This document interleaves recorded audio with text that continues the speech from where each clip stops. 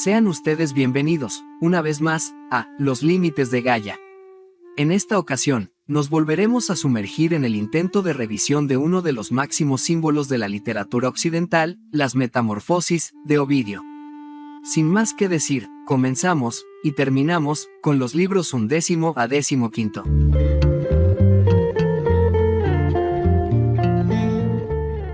Sinopsis. Epopeya mitológica por excelencia, Las Metamorfosis es una de las obras magnas de Ovidio. El conjunto de relatos memorables que han servido a lo largo de los siglos como materia de innumerables refacciones por parte de las artes y las ciencias merecía una cuidada edición crítica en la Biblioteca Clásica Gredos. Con este tercer y último volumen, culmina el asombroso catálogo ovidiano de más de 200 mutaciones, entre las que podemos encontrar pasajes tan célebres como los de Narciso, Eco o Apolo y Dafne, por solo citar algunos de sus más bellos ejemplos. Publicado por primera vez en esta colección, este volumen presenta la traducción inédita hasta hoy de los libros 11 a 15 de las Metamorfosis de Ovidio realizada por José Carlos Fernández Corte y Josefa Cantó Llorca, Universidad de Salamanca. Análisis. Recordando un poco, esta reseña será un tanto diferente a lo que normalmente hago. En primera instancia, se presentará una especie de breve resumen de cada uno de los 15 libros de las Metamorfosis, seguido de mis impresiones, y, finalizando, con la edición de la editorial Gredos. Por estas razones, esta reseña estará dividida en 3 partes, donde, esta es la tercera y última de ellas. La primera y la segunda ya están disponibles en el canal. El libro 11 abarca historias de muerte, transformación y el impacto de la música, con énfasis en los temas de duelo, venganza y justicia. Estos mitos exploran el destino de héroes y personajes que, tras la tragedia, experimentan una metamorfosis que simboliza su legado o castigo. Las historias principales son la muerte de Orfeo. Después de perder a Eurídice, Orfeo se dedica a tocar su lira en soledad, rechazando el amor de las mujeres. Enfurecidas por su desprecio, un grupo de Ménades, adoradoras de Dionisio, lo ataca y lo mata brutalmente. Tras su muerte, su lira y su espíritu son elevados al cielo por las musas, y la cabeza de Orfeo, arrojada al río Ebro, sigue cantando mientras flota hasta llegar a la isla de Lesbos. Así, su música sobrevive, simbolizando el poder perdurable del arte y el lamento. Midas y su toque de oro. La historia sigue a Midas, rey de Frigia, quien, tras devolver a Sileno a Dionisio, recibe como recompensa el don de convertir en oro todo lo que toca. Al principio, Midas se entusiasma, pero pronto se da cuenta de que no puede ni comer ni beber sin que los alimentos se conviertan en oro. Arrepentido, pide a Dionisio que lo libere del don, y el dios le indica que se lave en el río Pactolo, que desde entonces lleva arenas doradas. Midas y las orejas de burro. Más adelante, Midas ofende al dios Apolo al preferir la música de Pan en un concurso musical. Como castigo, Apolo le otorga orejas de burro. Midas intenta ocultarlas bajo un gorro, pero su barbero, incapaz de guardar el secreto, cava un hoyo en la tierra y susurra la verdad, que luego es esparcida por los juncos, revelando el secreto del rey. La historia de Ceyx y Alción. Ceyx, rey de Traquis, parte en un viaje peligroso por mar, dejando a su esposa Alción, quien, temerosa, ruega a los dioses por su regreso seguro. Ceyx muere en una tormenta, y Morfeo, dios de los sueños, toma la forma de Ceyx para revelarle la verdad a Alción mientras duerme. Desesperada, ella corre al mar y se arroja al agua, pero los dioses se apiadan y transforman a ambos en alciones, aves que simbolizan el amor y la paz. Esiros y el juicio de Peleo. Peleo, padre de Aquiles, accidentalmente mata a su hermano Foco y debe someterse a juicio por ello. En el exilio, se enfrenta a múltiples desafíos, hasta que es finalmente perdonado. La historia de Eolo, Periclimeno y la batalla de los Moliónidas. En las historias de Peleo y los Moliónidas, Ovidio explora batallas y transformaciones con Periclimeno, un guerrero dotado por Neptuno con el poder de cambiar de forma. Peleo y otros héroes enfrentan estos desafíos, mostrando la brutalidad y los cambios impuestos por la guerra. En el libro 11, Ovidio se enfoca en el dolor de la pérdida, los errores humanos y los castigos divinos. Los personajes, como Midas, Orfeo y Alción, experimentan profundas transformaciones físicas y emocionales que expresan sus deseos, fracasos y la intervención de los dioses. Este libro destaca tanto la fragilidad de los humanos como el poder inquebrantable del amor y el arte. El libro 12º narra eventos que giran en torno a la guerra de Troya y las luchas heroicas que la acompañan. Este libro explora temas de heroísmo, violencia y transformación, mostrando cómo los conflictos bélicos provocan cambios tanto físicos como emocionales en sus protagonistas. Los relatos principales incluyen la muerte de Aquiles. El libro comienza con los preparativos para la guerra de Troya y se centra en Aquiles, uno de los héroes griegos más destacados. Aunque su madre Tetis intenta protegerlo, Aquiles es finalmente asesinado por Paris con la ayuda de Apolo, cumpliéndose así su destino profetizado. Sin embargo, Ovidio se centra menos en el acto de su muerte y más en su legado y su rol en la guerra. La contienda por las armas de Aquiles. Tras la muerte de Aquiles, surge una disputa entre Áyax y Ulises sobre quién merece heredar las armas del héroe caído. Ambos guerreros presentan sus méritos ante los líderes griegos, pero finalmente Ulises, con su elocuencia, persuade a los jueces de que él es el más digno. Áyax, devastado por la pérdida de su honor y el rechazo, se quita la vida, y de su sangre surge una flor que lleva sus iniciales. Los centauros y los lápitas. Durante una celebración, los centauros, famosos por su naturaleza violenta y salvaje, intentan secuestrar a las mujeres presentes. Esto da lugar a una feroz batalla entre los centauros y los lápitas, que resulta en un derramamiento de sangre brutal. La historia refleja el conflicto entre civilización y barbarie, así como los impulsos destructivos que habitan en los seres humanos. La historia de Aquiles y Cénides. Ante Cenis, en medio de la narración de la batalla, Néstor, el sabio guerrero griego, cuenta la historia de Cénides, una joven que fue violada por Neptuno y a quien el dios le concede un deseo como compensación. Ella pide ser transformada en hombre para nunca volver a ser vulnerable, y así se convierte en Cénides, un guerrero invencible. Durante la batalla entre los centauros y los lápitas, Cénides se enfrenta a varios centauros, quienes intentan matarlo, y finalmente lo aplastan bajo una montaña de árboles. Los dioses lo transforman en un ave, simbolizando su resistencia y transformación. El libro 12º presenta una atmósfera de conflicto y honor, donde los personajes luchan por el reconocimiento y la supervivencia en un contexto de violencia y caos. Las transformaciones en este libro reflejan tanto el poder destructivo de la guerra como la fuerza interna de los personajes, y Ovidio destaca cómo los mitos heroicos de Troya están teñidos de tragedia y metamorfosis, demostrando la fragilidad de la gloria en medio de la lucha humana. El libro 13º continúa con la temática de la guerra de Troya, enfocándose en sus héroes y en las consecuencias de la caída de la ciudad. Ovidio presenta temas de lealtad, sacrificio y venganza a través de los mitos de este libro. Los relatos principales incluyen Ulises y Áyax, la disputa por las armas de Aquiles.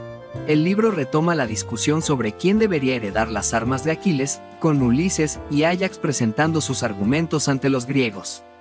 Ulises, hábil en la oratoria, argumenta que su astucia fue clave en la guerra y que merece las armas, mientras que Áyax resalta su valentía en el campo de batalla. Finalmente, Ulises es el elegido, y Áyax, en un ataque de desesperación y vergüenza, se quita la vida. La caída de Troya y Políxena. Con Troya conquistada, los griegos deciden sacrificar a Políxena, hija de Príamo, como ofrenda a Aquiles. Políxena se enfrenta a su destino con valentía, y su sacrificio simboliza tanto la tragedia de la guerra como la nobleza de los troyanos en su derrota. La historia de Hécuba y Polidoro. Hécuba, la reina de Troya, pierde a todos sus hijos durante la guerra. Cuando descubre que Polidoro, su último hijo, ha sido traicionado y asesinado por Polimestor, rey de Tracia, busca venganza. En un ataque de furia, Hécuba mata a Polimestor, pero los dioses la castigan transformándola en una perra, símbolo de su dolor y su furia desbordada. Memnón y las aves memnónides. Memnón, otro de los hijos de la diosa Aurora, Eos, muere a manos de Aquiles en la guerra. Aurora pide a Júpiter que honre a su hijo, y como respuesta, de las cenizas de Memnón, surgen aves conocidas como las memnónides, que cada año conmemoran la muerte de su héroe en un combate ritual. Ulises y los viajes de los griegos tras la guerra.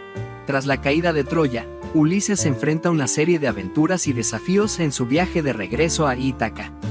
Aunque estas aventuras se desarrollan más en otras obras, Ovidio hace referencia a algunos de los obstáculos que Ulises encuentra en su largo y accidentado retorno. La historia de Escila. Esta historia de amor y celos narra cómo Glauco, un dios marino, se enamora de Escila, una ninfa, y busca la ayuda de la hechicera Circe para ganarse su amor. Circe, que está enamorada de Glauco, se pone celosa y transforma a Escila en un monstruo de varias cabezas. Escila se convierte así en una amenaza para los marineros, representando el lado peligroso del rechazo y el deseo no correspondido. En el libro 13, Ovidio explora las repercusiones de la guerra de Troya, mostrando el dolor, la venganza y los cambios que afectan tanto a vencedores como a vencidos. Las transformaciones y sacrificios en este libro destacan los extremos a los que los personajes son llevados por sus pasiones y lealtades, y simbolizan la devastación emocional y física que la guerra deja a su paso. El libro 14 se centra en el tema de la guerra y sus consecuencias, así como en la relación entre los dioses y los mortales. Este libro narra varias historias que giran en torno a personajes mitológicos y su sufrimiento a causa de los caprichos de los dioses. Los relatos principales incluyen el viaje de Eneas. El libro comienza con el relato de Eneas, el héroe troyano, y su viaje a través del mundo tras la caída de Troya. Eneas es guiado por la diosa Venus, quien lo protege y le ayuda en su misión de encontrar un nuevo hogar para los troyanos. La historia resalta el destino de Eneas y su papel como fundador de Roma. El encuentro con Daido. Durante su travesía, Eneas llega a Cartago, donde se encuentra con la reina Daido. Ambos se enamoran, pero el destino y la voluntad de los dioses obligan a Eneas a continuar su viaje, lo que lleva a un trágico desenlace. Daido, devastada por la partida de Eneas, se suicida, y su dolor se convierte en un símbolo del amor perdido. El viaje al inframundo. En su búsqueda de respuestas sobre su destino, Eneas se aventura al inframundo, donde se encuentra con varios personajes, incluidos aquellos que han muerto en la guerra de Troya. Este episodio es crucial, ya que revela la conexión entre los vivos y los muertos, y el papel de Eneas como héroe destinado a cumplir un gran destino. La profecía de Sibila. En el inframundo, Eneas recibe la profecía de la Sibila, quien le revela su destino y las dificultades que enfrentará. Esta revelación es un punto de inflexión en su viaje, ya que lo prepara para lo que vendrá. Las luchas entre las diosas. El libro también aborda la lucha entre diosas como Juno, quien está en contra de Eneas, y Venus, quien lo apoya. Este conflicto divino refleja las tensiones entre los mortales y los dioses, y cómo sus acciones pueden influir en el destino de los humanos. La llegada a Italia. Finalmente, Eneas llega a Italia, donde se enfrentará a nuevos desafíos y establecerá el linaje que conducirá a la fundación de Roma. Este desenlace destaca el cumplimiento del destino y la importancia de Eneas como figura central en la mitología romana. El libro 14 de Ovidio explora temas de amor, sacrificio, destino y la relación entre humanos y dioses. A través de las historias de Eneas y Daido, Ovidio presenta la complejidad de las emociones humanas en el contexto de la guerra y el sufrimiento, mientras los personajes enfrentan sus destinos irrevocables. La obra es rica en simbolismo y refleja la lucha entre los deseos humanos y la voluntad divina. El libro 15 y último se centra en la figura de Apolo y sus interacciones con varios personajes mitológicos, así como en las consecuencias de sus acciones. Este libro resalta temas de amor, venganza y la transformación que resulta de estas relaciones. Los relatos principales incluyen Apolo y las musas.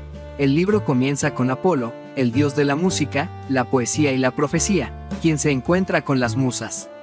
Estas diosas de la inspiración literaria se muestran desafiantes y competitivas, y Apolo las elogia por su belleza y talento. Este encuentro establece el tono del libro, que explora el papel del arte y la música en la vida de los mortales. El desafío de Marcias. Marcias, un sátiro, desafía a Apolo a un concurso musical, creyendo que puede vencerlo con su habilidad para tocar la flauta. El dios acepta el desafío, y los jueces son las musas. Apolo, con su lira, gana el concurso, y como castigo por la osadía de Marcias, lo desolla vivo. Esta historia es un símbolo del precio que se paga por desafiar a los dioses y destaca el poder destructivo del arte. El amor de Apolo por Dafne. Apolo se enamora de Dafne, una hermosa ninfa que, sin embargo, rechaza su amor. Desesperado, Apolo la persigue, pero Dafne clama a su padre, Peneo, para que la salve. En respuesta, Peneo la transforma en un laurel, un árbol que se convierte en símbolo de victoria y gloria. La metamorfosis de Dafne refleja el dolor del amor no correspondido y la búsqueda de la libertad. El amor de Apolo por Coronis. Apolo también se enamora de Coronis, una mujer mortal. Aunque inicialmente le es fiel, Coronis se enamora de otro hombre, lo que lleva a Apolo a la ira. Cuando Apolo descubre la traición, envía a su cuervo para que la vigile. Sin embargo, el cuervo se enamora de Coronis y, al ver su infidelidad, se lo cuenta a Apolo. Como resultado, Apolo la mata y, en un acto de compasión, salva al hijo que lleva en su vientre, Esculapio, quien más tarde se convierte en el dios de la medicina. La historia de Asclepio. Esculapio es criado por Quirón, el centauro, y se convierte en un experto médico. Su habilidad para resucitar a los muertos enfurece a Plutón, el dios del inframundo, quien teme que esto afecte su dominio. Como resultado, Júpiter, temiendo el desequilibrio que podría causar, mata a Esculapio con un rayo. Esta historia muestra las limitaciones de los dioses y cómo incluso los poderes divinos pueden ser desafiados por la intervención de otros dioses. La apoteosis de Esculapio. Después de su muerte, Esculapio es llevado al cielo y se convierte en una constelación.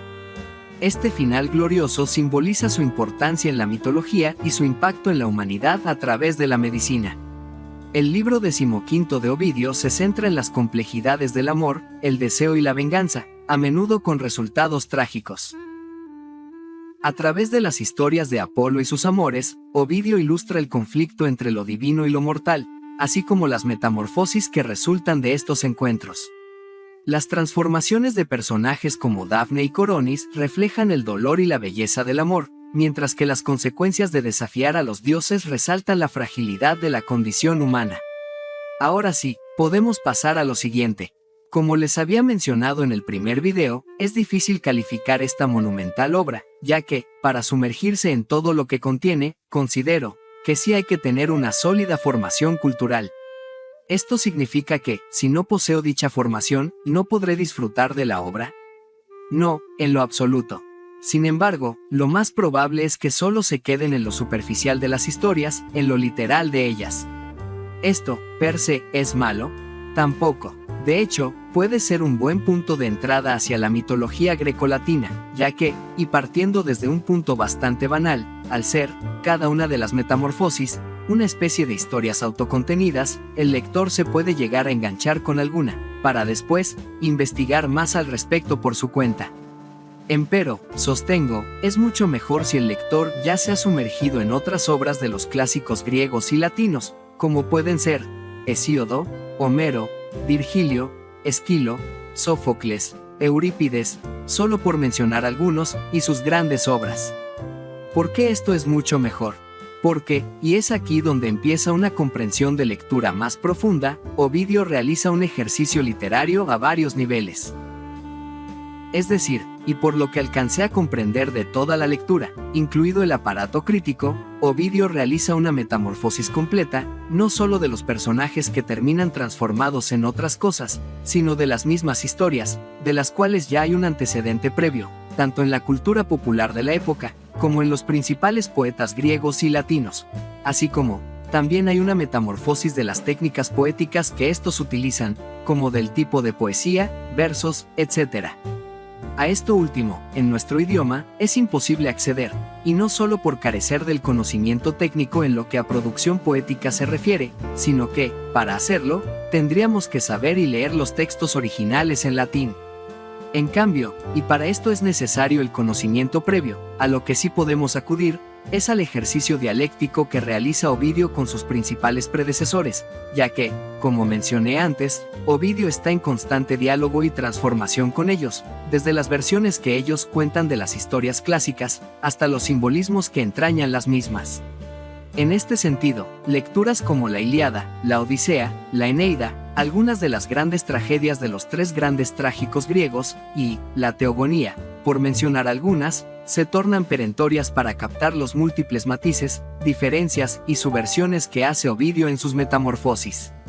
Sea como fuere, si se encuentran dubitativos sobre si leer o no las Metamorfosis de Ovidio, no se preocupen por si se quedan con la parte literal de las historias, ya que pueden encontrar fuertes paralelismos con libros, películas, música e, inclusive, videojuegos, que hayan disfrutado durante toda su vida. Porque una cosa es cierta, las Metamorfosis es, quizás, el único gran compendio completo que nos ha llegado, desde la época clásica, de mitología grecolatina. Y, además, es uno de los textos más influyentes de toda la literatura occidental a nivel cultural. Por otro lado, en lo que a la versión de la editorial Gredos se refiere, esta consta de 3 volúmenes. El primero contiene los libros primero a quinto.